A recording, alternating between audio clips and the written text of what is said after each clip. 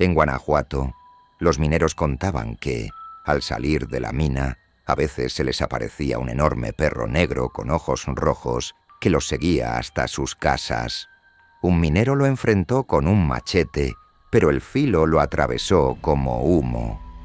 El animal se le lanzó encima y le susurró con voz humana: «Ya no bajes más, tu hora se acerca». Al día siguiente el minero murió sepultado en un derrumbe.